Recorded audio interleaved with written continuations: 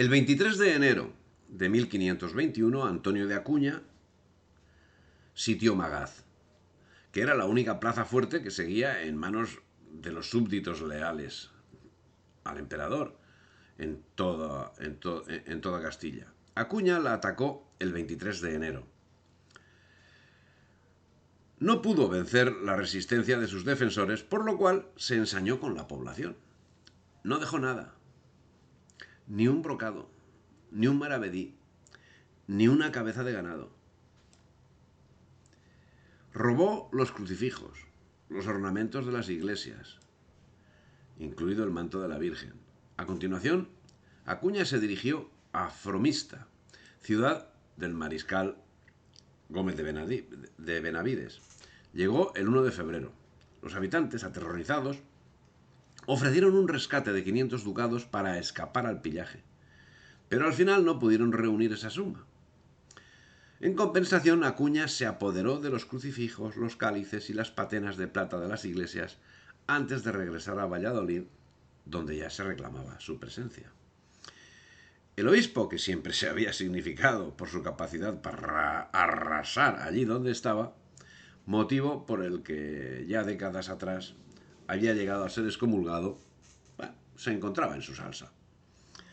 El pan nuestro de cada día era que el vil y bajo atropellaba al noble y bueno. Y el que era algo no se atrevía a hablar. Y si hablaba y no hablaba conforme lo que le mandaban, era encarcelado. Veía confiscados sus bienes y era titulado traidor. Pero este juicio que lo transcribo era un juicio que se decía en ese momento.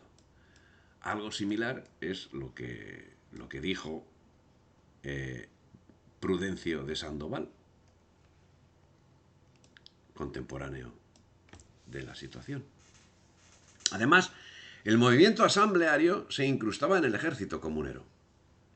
Los cargos del mismo se hacían electivos. El más capacitado para capitán general era Pedro Laso de la Vega, pero la comunidad de Valladolid ya lo había puesto en entredicho y no quería ni oír hablar de él. En su lugar, un comité de guerra, formado por el obispo de Zamora y dos procuradores, Diego de Guzmán y Gonzalo de Guzmán, acompañaría al ejército en cada campaña para asegurar la coordinación. Como el obispo de Zamora acababa de partir hacia Toledo, la Junta conservaba, al menos teóricamente, el control supremo del ejército. De hecho, Padilla iba a desempeñar el papel de general en jefe sin título de tal. Bueno, mientras tanto, la revuelta social era la constante. Los zapateros de Valladolid, escribió una vez más Pedro de Ayala, la plebe, organizaban a continuas manifestaciones. Como son pobres, no pueden desear nada mejor que continuar dedicándose al pillaje. La Junta debe llevar a cabo un golpe de fuerza para imponer la paz. Pero en Andalucía no lo tenían tan claro como en Castilla y formaron juntas de comunidades en oposición a las de Castilla, que se reunieron en Rambla, en Córdoba. Firmaron una carta que enviaron a Toledo con fecha 31 de enero, 8 meses después de la partida de Carlos I. Y decía: los procuradores de las ciudades de Andalucía, que residimos en esta villa de la Rambla, vistas las cosas que en estos reinos de Castilla han sucedido y el estado en que están y lo que se puede recrecer, acordamos de nos juntar en esta villa para procurar y buscar por todas las vías y maneras que fuere posible, como el servicio de Dios y de sus majestades, la paz y bien universal de estos reinos se conserven. Y porque la caridad y buena obra ha de comenzar de sí mismo, a este fin nosotros hemos hecho confederación para estar en servicio de Dios y de sus majestades, y sostener la paz y sosiego de este reino de la Andalucía, en que hemos estado y estaremos, y procurar con todas nuestras fuerzas, como en todas las otras partes, estén en este mismo propósito en que estamos, pues es el de que Dios se sirve y este reino recibe beneficio.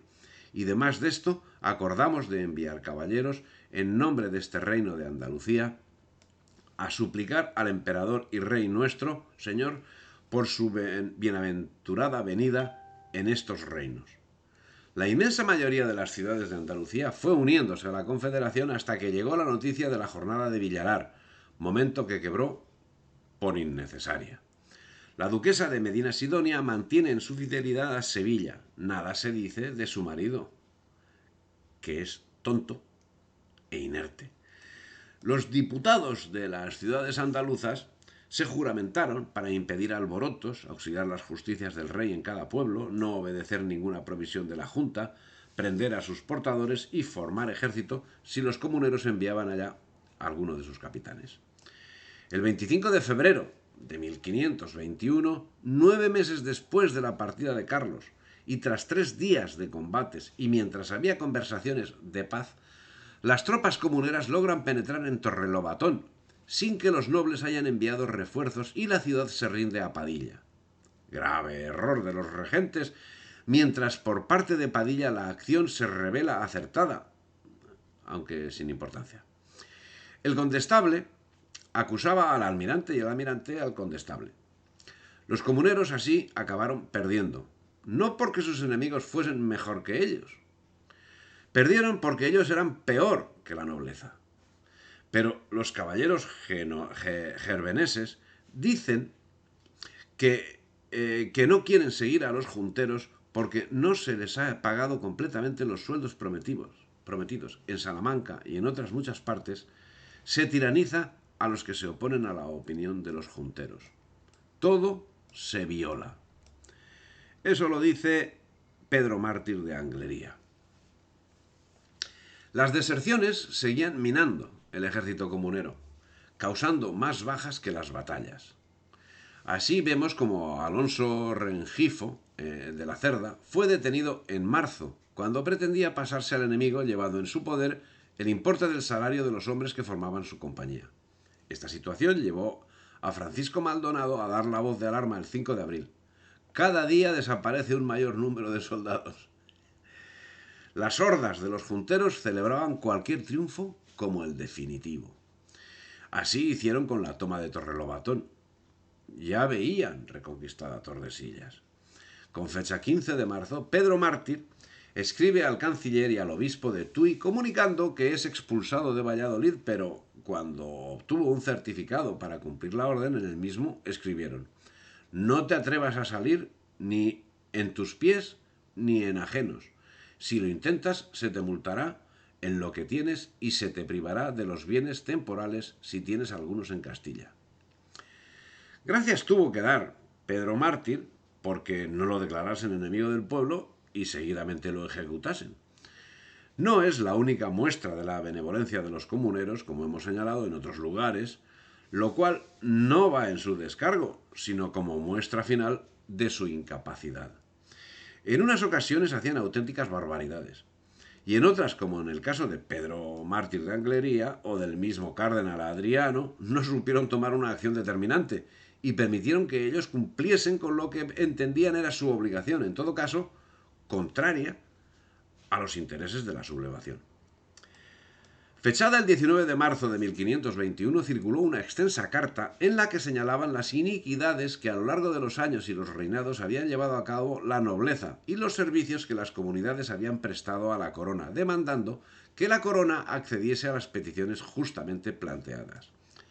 Como hemos visto, a buscar la plaza de arzobispo dejada vacante por Guillermo de Croy, acudiría de inmediato el obispo Acuña, que fue proclamado arzobispo por las turbas.